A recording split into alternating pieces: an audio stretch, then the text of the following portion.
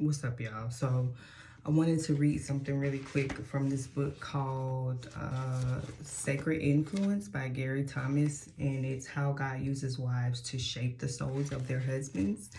And so I'm not even halfway through the first chapter yet, and it has wrecked me. But I'm gonna read this passage right here, and it says, when marriage becomes idolatry. While some women define themselves on the basis of how one man or men in general views them and accepts them, as a Christian woman, you have the opportunity to define yourself in relation to your Creator, not in defiance of your husband, but in a way that will complement your marriage and bless your husband. It will unleash in you the glory of being a godly woman. Let's apply some simple theology here. Who does the Bible say is your refuge? God or your husband? Deuteronomy 33:27 provides the answer. The eternal God is your refuge, and underneath are the everlasting arms. In whom does your hope lie? Your husband's continuing affection? 1 Peter 1:21 says, your faith and hope are in God. Where will you find your security? Your husband's ability to earn a living and his commitment to stay married to you? Philippians 4:19 answers, my God will meet all of my needs according to his glorious riches in Christ Jesus. Where will you find supreme acceptance that will never fade or falter for all the days of your life? As a bridegroom rejoices over his bride, replies Isaiah 62:5, so will your God rejoice over you. If you're trying to find your primary refuge in your husband, if you've centered your hope on him, if your security depends on his approval, and if you will do almost anything to gain his acceptance, then you've just given to a man what rightfully belongs to God alone. And that means you've turned marriage into idol worship. When you do that, both you and your husband lose. You can't love a false idol long term. You just can't. You may worship it for a while, but eventually that idol's limitations will show and you'll become bitter and resentful. Just as surely as a block of wood can't speak wisdom, so a human man can't love you as God created you to be loved. And what happens when an idol disappoints you? That's the type of experience that gives birth to the cliche. Hell hath no fury like a woman scorned. In addition, how will you ever find the courage to confront someone whose acceptance so determines your sense of well-being that you believe you can't exist without him? How will you ever take the risk to say what needs to be said if you think your future depends on your husband's favor towards you? Your future depends on God, not on fallen man. Your security rests with your caring Creator's providence, not with your husband's paycheck. Your acceptance as a person became secure when God adopted you, not when your husband proposed to you. If you truly want to love, motivate, and influence your husband, your first step must be to connect and stay connected with God. Find your refuge, security, comfort, strength, and hope in him. So there's more, but y'all, I knew when I got this book, it was meant for me. It was a gift, but it was meant for me. And this is why I'm in this whole identity recovery thing. So this book came along. God's timing is everything.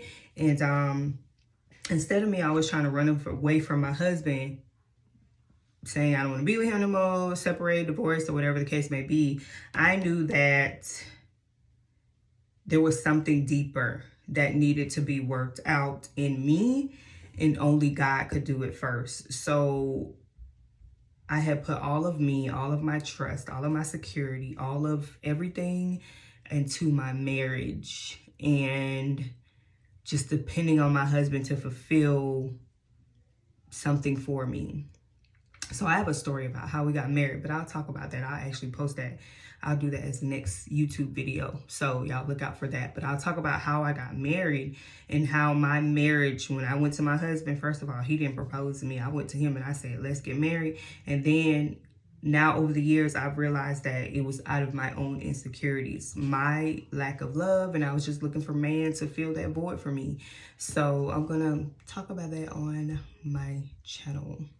So the book again is Sacred Influence by Gary Thomas, and I'm gonna be reading way more from this in the coming videos, so look out for it. If you're making marriage your idol, you need to get before God. You need to recover yourself, because now you have this false sense of love and false sense of security that you're trying to get out of your marriage and out of your husband that only God can give you. And so I want you to receive the love of God and let God love you back to life as a wife.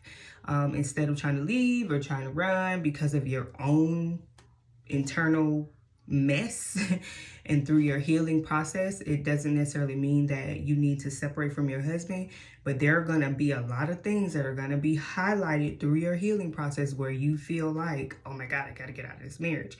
That's not always necessarily the case. When you begin to heal and you begin to accept what God is doing in your life, you accept the process. It's going to be hard, but it doesn't mean that you need to leave your husband or divorce your husband.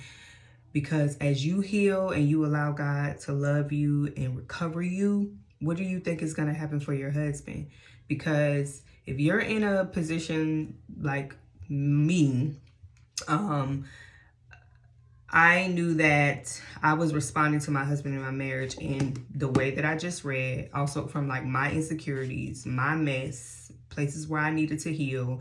And so it was causing a lot of damage, not only to myself, but to my husband and in my marriage. And I was just trying to run away. But in all honesty, trying to run away from him in the marriage, but really I'm running away from myself, because even if we did separate or we did divorce, I still got to deal with myself. And guess what? Whether me and my husband, if this was the case, had gotten back together, or I moved on and started dating someone else or remarried or whatever the case may be, guess what I'm going to take into that marriage? The very thing that I was running away from, thinking that it was his fault. It's the marriage's fault. It's this, that, blaming everything else but myself and going before God and just surrendering. So,